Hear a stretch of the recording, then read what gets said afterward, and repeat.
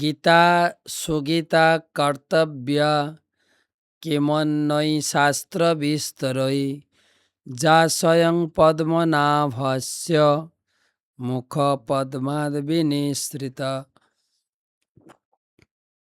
পদ্মমুখ ভগবান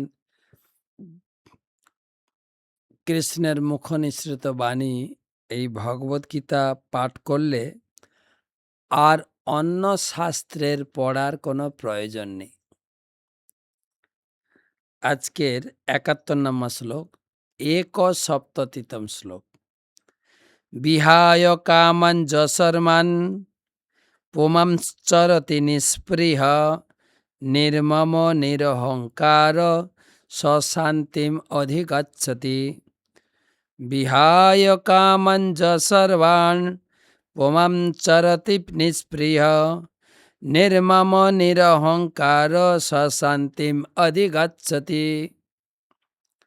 অনুবাদ: যে ব্যক্তি সমস্ত কামনা বাসনা পরিত্যাগ করে জড় বিষয়ের প্রতি নিষ্পৃহ, নিরহংকার, মমত্ববোধ রহিত হয়ে বিচরণ করেন, তিনি প্রকৃত শান্তি লাভ করেন। এই অধ্যায়ের এখন শেষের দিকে অর্জুনের 4খানা প্রশ্ন ছিল, যে শুদ্ধ ভক্ত স্থিতপ্রজ্ঞের লক্ষণ কি, তিনি কিভাবে কথা বলেন, তিনি কিভাবে অবস্থান করেন, আর চতুর্থ প্রশ্ন আছে তিনি কিভাবে বিচরণ করেন। এই বিচরণের লাস্ট উত্তর ভগবান দিচ্ছেন, কামনা বাসনা রহিত হয়ে সর্বত্র বিচরণ করেন। যে নারদ মুনি সব জায়গায় বিচরণ করেন, কোথাও কোনো কিছু দেখে তিনি প্রলোভিত হন না, বরং জীবের দুঃখ দেখলে তার দুঃখ হয়, এরকম প্রমাণ পাওয়া গেছে।